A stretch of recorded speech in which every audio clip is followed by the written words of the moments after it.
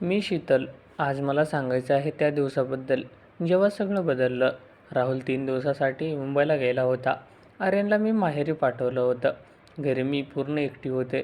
सकाळपासूनच मन अस्वस्थ होतं. अमितचा फोन आला. शीतल, तू एकटी आहेस ना? मी येऊ का? काहीतरी खायला आणतो. मी क्षणभर थांबले. मनात एक आवाज म्हणत होता, नको शीतल, हे थांबव. पण दुसरा आवाज म्हणत होता, फक्त येऊ दे. बोलायला तरी कोणतरी हवंय. मी हळूच म्हणाले, ठीक आहे ए. संध्याकाळी 7 वाजता दाराची बेल वाजली. मी दार उघडलं.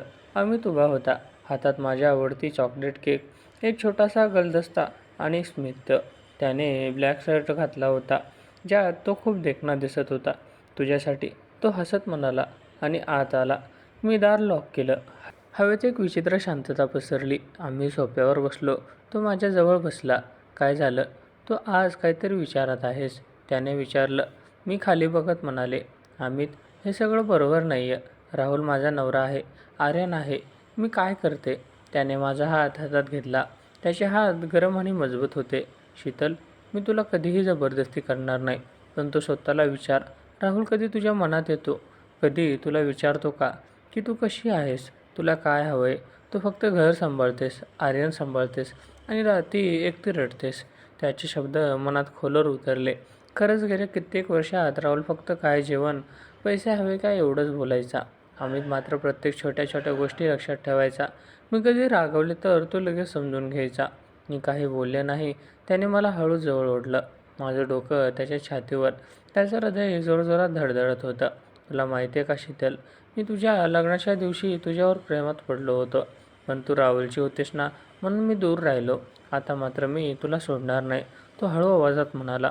माझ्या डोळ्यात अश्रू आले. मी त्याला घट्ट मिठी मारली. अमित, मी घाबरले आहे, पण तुझ्याशिवाय राहणंही जमत नाही आहे. तो माझ्या केसात हात फिरवत होता. त्याचे ओठ माझ्या कपाळावर, नंतर गालावर आणि शेवटी हळूहळू ओठावर आले. ते चुंबन इतकं प्रेमळ आणि भावनिक होतं की मला जग विसरलं. मी पहिल्यांदा इतक्या तीव्रतेने कोणाला अनुभवलं होतं. त्याचे हात माझ्या पाठीवर फिरत होते, पण खूप आदराने. तो कधीही घाई करत नव्हता. आम्ही बेडरूममध्ये गेलो. लाईट मंद होती. त्याने मला नवीन साडी घालायला सांगितली होती, जी त्याने आणली होती. तू माझ्यासाठी सुंदर दिसावंस, असं तो म्हणाला. मी बदलून आले. तो मला बघून थबकला. तू किती सुंदर आहेस शीतल, माझी राणी. त्या रात्री आम्ही एकमेकांमध्ये विरघळलो. त्याचा स्पर्श, त्याची मिठी, त्याचे शब्द, सगळं इतकं खरं आणि प्रेमळ होतं की मी स्वतःला विसरून गेले. प्रत्येक क्षणी तो मला सांगत होता, तू माझी आहेस. मी तुला कधी दुखवणार नाही. मी रडत होते, पण आनंदाने वर्षानुवर्षे हरवलेलं प्रेम, लक्ष आणि ओढ मी त्या रात्री अनुभवली. सकाळी जेव्हा मी जागी झाले, तेव्हा तो मला घट्ट धरून झोपला होता. मी त्याच्या चेहऱ्याकडे बघत होते. मनात विचार येत होता, शीतल, तू काय केलंस? हे प्रेम की पाप? पण दुसऱ्या क्षणी अमित जागा झाला आणि मला चुंबन देत म्हणाला, गुड मॉर्निंग माझ्या जान. आज तू खूप खुश दिसतेस. मी हसले, पण आतून अपराधीपणा जाळत होता. राहुल दुसऱ्या दिवशी संध्याकाळी घरी आला. त्याने मला मिठी मारली. मिस केलंस का? मी हो म्हणाले, पण माझी नजर खाली होती. रात्री तो जवळ आला, पण मी आज थकले होते म्हणून टाळलं. मला अमितशिवाय दुसरं कोणाचा स्पर्श सहन होत नव्हतं. राहुलला काहीतरी संशय आला असावा, पण तो काही बोलला नाही. 2 दिवसांनी अमित आणि मी त्याच्या फ्लॅटवर भेटलो. मी त्याला म्हणाले, अमित, अमित, हे थांबूया. हे चालणार नाही. मी आर्यनला कसं तोंड दाखवू? तो रागावला. थांबू? जेव्हा तू माझ्या हृदयात पूर्णपणे बसलीस तेव्हा. राहुल तुला फक्त घर सांभाळण्यासाठी वापरतो. मी तुला प्रेम देतो, वेळ देतो, लक्ष देतो. तू मला सोडणार आहेस? मी रडले. मला दोघेही हवे आहेत, पण हे शक्य नाही आहे. मी तुटून जाते अमित. तो मला जवळ घेऊन म्हणाला, सॉरी शीतल, मी तुला दुःखू इच्छित नाही आहे, पण तू माझी झालीस. मी तुझ्या पाठीशी आहे. जेव्हा तयार होशील तेव्हा राहुलला सांगू. मी आर्यनला कधीही दूर करणार नाही. मी त्याच्या छातीवर डोकं ठेवलं. मनात सगळं गोंधळलं होतं. प्रेम, भीती, आनंद, अपराधीपणा. हे प्रेम खरं होतं, पण वेदनादायकही होतं. मी अजूनही शोधत होते की माझं आयुष्य पुढे कसं चालणार. माझं नाव शीतल, वय 29 वर्ष. मी पुण्यात राहते.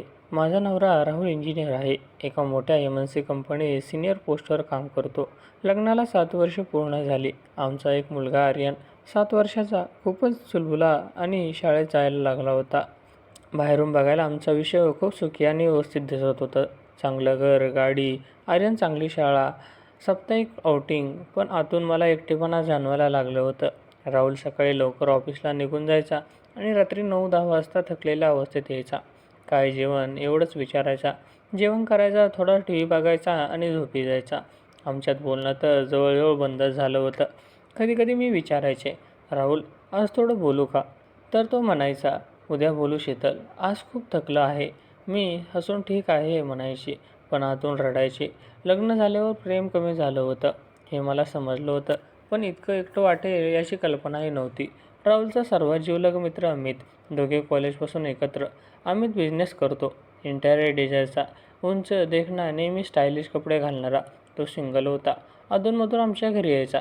सुरुवातीला मी त्याला फक्त राहुलचा मित्र म्हणून बघायचे. त्याच्याशी फारसं बोलायचे नाही. पण एक दिवस राहुलच्या 34व्या वाढदिवसाची पार्टी आम्ही घरी ठेवली होती. मी सकाळपासूनच स्वयंपाकघरात काम करत होते. बिर्याणी, चिकन, सलाद, केक सगळं आर्यन आजीकडे गेला होता. राहुल ऑफिसमधून थोडा लवकर आला आणि अमितही त्याच्यासोबत आला. आम्ही स्वयंपाकघरात डोकावला. वा शीतल, आज तुझ्या हातची बिर्याणी खाण्यासाठीच मी आलोय मुख्यतः. तो हसत हसत म्हणाला. मी हसले. असं राहुलला सांगू का? तू डोळे मिचकावून सांग ना. पण त्यालाही माहिती की मी तुझ्या जेवणासाठीच येतो. त्याच्या तो सहज विनोद आणि डोळ्यातली चमक मला पहिल्यांदा वेगळं वाटलं. मी लाजून हसले आणि म्हणाले, जा बाहेर बस, लवकर सर्व काही तयार करते. पार्टीत राहुलचे इतर मित्रही आले होते. सगळे हसत खेळत होते. पण माझी नजर वारंवार अमितकडे जात होती.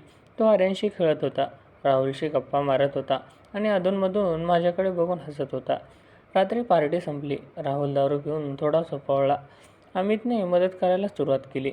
डिशेस उचलणे, स्वयंपाकघर साफ करणे. आम्ही दोघे स्वयंपाकघरात एकटे. मी प्लेट्स धुत होते. तो त्याच्या बाजूला उभा होता. अचानक त्याचा हात माझ्या हाताला स्पर्श झाला. क्षणभर दोघेही स्तब्ध. माझ्या अंगावर काटा उभा राहिला. सॉरी, तो हळू आवाजात म्हणाला. पण त्याची नजर माझ्या डोळ्यात खोलवर गेली होती. मी काही बोलले नाही. फक्त ठीक आहे एवढंच म्हणाले. पण त्या स्पर्शानंतर माझं मन गोंधळलं. रात्री झोप लागेना. मी राहुलकडे बघत होते. तो शांत झोपला होता आणि मनात विचार येत होता. शीतल, तू वेडी झालीस का? तो फक्त राहुलचा मित्र आहे. दुसऱ्या दिवशी सकाळी अमितचा फोन आला. शीतल, राहुल आहे का? नाही, ऑफिसला गेला. मग मी येऊ का? काही काम होतं आणि तुझ्यासाठी एक छोटा सरप्राईज आहे. मी थोडं घाबरले, पण ये म्हणाले. तो आला. हातात माझी आवडती आईस्क्रीम आणि एक छोटीशी गुलाबी कळी. काल तू खूप थकलेली दिसत होतीस, म्हणून तो म्हणाला. आम्ही चहा घेत बसलो. तो माझ्या दैनंदिन दिनचर्येबद्दल विचारत होता. आर्यन कसा आहे? तू कशी आहेस? तुला कधी एकटं वाटतं का? त्याचे प्रश्न इतके खरे आणि काळजीने भरलेले होते की मला बरं वाटलं. राहुल कधी असं विचारत नव्हता. मी हसत हसत सांगितलं, सगळ्या बायका असंच सांभाळतात अमित. तो गंभीर झाला आणि माझा हात हातात घेत म्हणाला, पण प्रत्येक बाईला समजणारा, तिची कदर करणारा कोणीतरी हवा असतो शीतल. तू खूप मजबूत आहेस, पण तुलासुद्धा कोणाची तरी साथ हवी असते. त्या क्षणी माझ्या हृदयात एक हलकीशी लहर उठली. मी हात काढून घेतला, पण मनात एक गोड अस्वस्थता निर्माण झाली. तो गेल्यानंतर मी आरशासमोर उभी राहिले आणि स्वतःला विचारलं, हे काय होतंय शीतल? तू अवीत आहेस, तू आई आहेस, पण तरीही अमितचे डोळे, त्याचा स्पर्श, त्याचे शब्द मनात घोळत राहिले. हळूहळू त्याचे येणे वाढले. कधी तो आर्यनला घेऊन पार्कला जायचा, कधी मला बाजारात मदत करायचा. राहुलला वाटायचं अमित चांगला मित्र आहे, तुला मदत करतो. मीही स्वतःला समजायचे, फक्त मित्रत्व आहे. पण मनातल्या मनात मला माहीत होतं, ही सुरुवात होती एका नव्या, अनोळखी आणि धोकादायक आकर्षणाची. आणि शीतल, त्या पहिल्या वर्षानंतर आणि अमितच्या त्या छोट्या छोट्या भेटीनंतर सगळं हळूहळू बदलायला लागलं होतं. अमित आता आमच्या घरी येणं वाढवलं होतं. कधी तो म्हणायचा, राहुल आज संध्याकाळी येतो शीतलकडे चहा प्यायला. राहुल हसून म्हणायचा, ये ना भाई, शीतलला कंपनी मिळेल, मी एकटीच कंटाळते. राहुलला वाटायचं हे फक्त मित्रत्व आहे, पण मला माहीत होतं आता हे फक्त मित्रत्व राहिलेलं नव्हतं. सुरुवातीला अमित फोनवर मेसेज करायचा. सकाळी गुड मॉर्निंग शीतल, आज कसं आहे, असा मेसेज यायचा. मी उत्तर देताना मनात एक गोड अस्वस्थता व्हायची. राहुल ऑफिसला गेल्यावर मी आर्यनला शाळेत सोडून यायची आणि घरी येऊन अमितला रिप्लाय करायची. हळूहळू आमचे मॅसेज तासनतास चालू लागले. तो मला विचारायचा, आज काय केलंस? आर्यन कसा शाळेतून आला? तू हसलीस का आज? एका दिवशी तो घरी आला. मी त्याला चहा देत होते. आर्यन शाळेत होता. आम्ही सोफ्यावर बसलो होतो. तो माझ्याजवळ बसला आणि हळूच म्हणाला, शीतल, तुला कधी कधी एकटं वाटतं का? राहुल नेहमी कामात व्यस्त असतो. मी खाली बघत म्हणाले, वाटतं ना, पण काय करणार, आयुष्य असंच चालतं. त्याने माझा हात हातात घेतला. यावेळी मी हात काढून घेतला नाही. त्याचे हात गरम होते. तू खूप मजबूत आहेस, पण प्रत्येकाला एक कांदा हवा असतो रडायला, बोलायला. मी आहे ना तुझ्यासाठी, तो हळू आवाजात म्हणाला. माझ्या डोळ्यात पाणी आलं. अमित, हे बरोबर नाही. तू राहुलचा सर्वात चांगला मित्र आहेस, माहिती आहे. पण तुझ्या डोळ्यात जे दुःख दिसतं ते मला सहन होत नाही, तो म्हणाला. त्या दिवसापासून आमची जवळीक वाढली. कधी आम्ही पार्कमध्ये भेटायचो, आर्यनला घेऊन जायचो. तो खेळायचा आणि आम्ही बाजूला बसून बोलायचो. एकदा पावसाळ्यात राहुल मुंबईला गेला होता. घरी मी एकटी. रात्री 9 वाजता अमित आला. हातात पावसात ओले झालेले पॅकेट्स, गरम गरम वडापाव आणि चहा. तू एकटी आहेस म्हणून तो हसत म्हणाला. आम्ही बाल्कनीत बसलो. पाऊस पडत होता, थंड हवा होती. तो माझ्याजवळ आला आणि मला हळूच आपल्या बाजूला ओढलं. थंडी वाटते का? मी मान डोलवली. त्याने मला जवळ घेतलं. माझं डोकं त्याच्या छातीवर. त्याचं हृदय जोरजोरात धडधडत होतं. मी पहिल्यांदा त्याच्या शरीराची उब अनुभवली. अमित, हे चुकतंय, मी हळूच म्हणाले. मला माहिती आहे शीतल, पण तुला जे हवं आहे ते मी तुला देऊ शकतो. प्रेम, वेळ, लक्ष, जे राहुल देत नाही. त्याचा आवाज भावनिक होता. मी काही बोलले नाही. त्याने माझ्या केसात हात फिरवला. मग हळूहळू त्याचे होठ माझ्या कपाळावर आले, नंतर गालावर, आणि शेवटी आमचं पहिलं चुंबन. ते इतकं हळू, प्रेमळ आणि भावनिक होतं. माझ्या डोळ्यातून अश्रू उघळले. मी त्याला घट्ट धरलं. त्या क्षणी सगळं जग विसरलं, फक्त तू आणि मी. त्या रात्री आम्ही फक्त एकमेकांना मिठी मारून बसलो. शारीरिक संबंध नव्हता, फक्त मनांची खूप खोल जवळीक होती. तो मला सांगत होता, तू माझी झालीस शीतल, आता मी तुझा. मी रडत म्हणाले, मी घाबरले आहे अमित, पण तुझ्याशिवाय राहणंही जमत नाही आहे. त्याने माझे अश्रू पुसले आणि म्हणाला, मी तुला कधी दुखवणार नाही. तू जेव्हा तयार होशील तेव्हाच पुढे जाऊ. त्यानंतर आमच्या भेटी वाढल्या. कधी त्यांच्या फ्लॅटमध्ये, कधी आमच्या घरी जेव्हा राहुल नसायचा. तो मला छोटी छोटी गिफ्ट्स आणायचा. आवडीचं परफ्यूम, चॉकलेट्स किंवा एखादी सुंदर साडी. तू हे घालून माझ्यासमोर ये, असं तो म्हणायचा. मी घालायची आणि तो मला बघून म्हणायचा, तू किती सुंदर आहेस. राहुलला तुझी कदर नाही, पण मला आहे. एकदा त्याच्या फ्लॅटमध्ये आम्ही एकत्र गाणी ऐकत होतो. त्याने मला जवळ घेतलं. आमचे ओठ पुन्हा भेटले. यावेळी चुंबन अधिक तीव्र होतं. त्याचे हात माझ्या पाठीवर, केसांमध्ये. मीही त्याला हट्ट धरलं होतं. मनात अपराधीपणा होता, पण आकर्षण त्याहून जास्त होतं. मी तुला खूप प्रेम करतो शीतल, तो कानात कुजबुजला.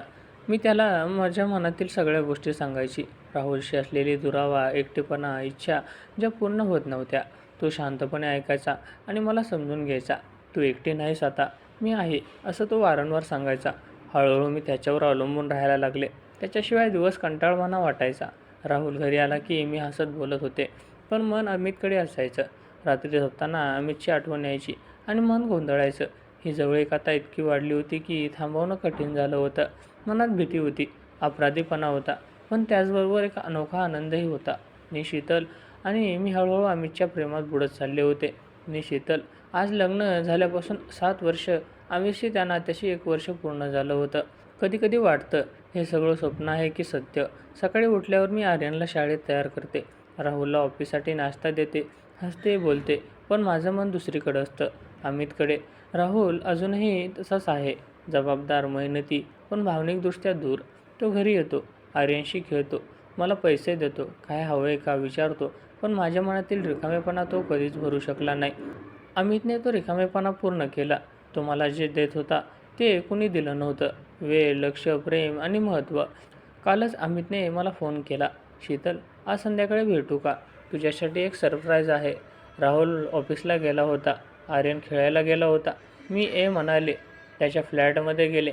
तो दार उघडताच मला घट्टी मिठी मारली. मिस केलंस का? त्याचा आवाज कानात गोड वाटला खूप. मी त्याच्या छातीवर डोकं ठेवून म्हणाले. त्याने मला नवीन नेकलेस घातला.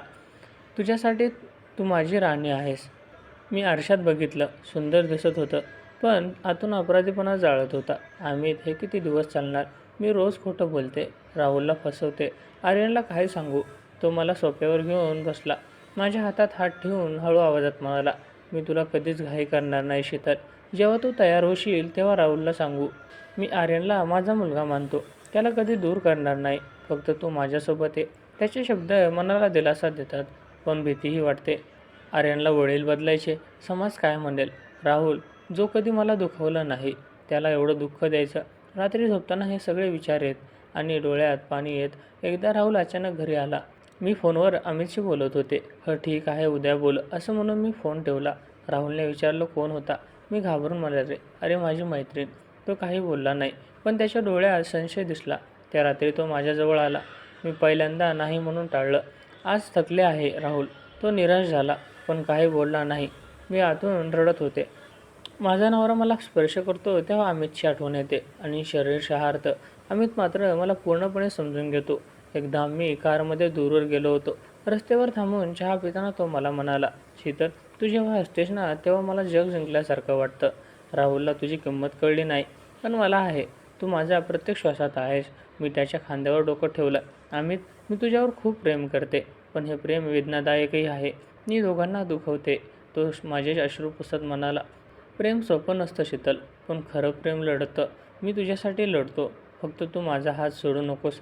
आता आम्ही छोट्या छोट्या खुशीत आनंद घेऊ लागलो. कधी तो मला सरप्राईज कॉल करतो, कधी ऑफिसच्या वेळेत मेसेज करतो, तू कशी आहेस माझी जान. मीही त्याला छोट्या गोष्टी सांगते. आर्यन शाळेत काय शिकला, काय आवडलं, राहुल काय बोलला, सगळं तो ऐकतो, समजून घेतो आणि मला बळ देतो. पण कधीकधी एकटं बसले की विचार येतो, हे आयुष्य कुठे नेतील. मी राहुलला सोडले तर आर्यन काय म्हणेल, राहुलला सांगितलं तर तो कसा घेईल, आणि अमित, तो खरोखरच सगळं सोडून माझ्यासोबत उभा राहील का. या प्रश्नांनी मी रात्रभर जागते. मला माहिती आहे हे नातं योग्य नाही, पण जेव्हा अमित मला माझी शीतल म्हणतो तेव्हा सगळं विसरते. त्याचा स्पर्श, त्याची मिठी, त्याचे प्रेमळ शब्द हे सगळं मला जिवंत ठेवतं. मी आता 2 जगात जगते. एक राहुल आणि आर्यनसोबत, दुसरा अमितसोबत. एका जबाबदारी, दुसऱ्यात प्रेम. कधी वाटतं सर्व सत्य सांगून टाकावं, पण भीती वाटते. अमित म्हणतो, जेव्हा तुझं मन तयार होईल तेव्हा मी तुझ्या पाठीशी आहे. मी त्याला विश्वास ठेवते. ही कथा अजून चालू आहे. काय होईल पुढे मला माहीत नाही, पण एक गोष्ट खरी आहे, मी प्रेम काय असतं हे अमितकडून शिकले. खरं प्रेम म्हणजे फक्त शारीरिक आकर्षण नव्हे, तर मनाची जोड, कदर, लक्ष आणि साथ. मी खुश आहे आणि दुःखीही, पण या भावनिक ओढीने मला जगायला शिकवलं आहे. कधी आरशात बघते आणि स्वतःला विचारते, शीतल तू कोण आहेस आता. उत्तर मिळत नाही, फक्त अमितचा चेहरा डोळ्यासमोर येतो आणि हृदय भरून येतं.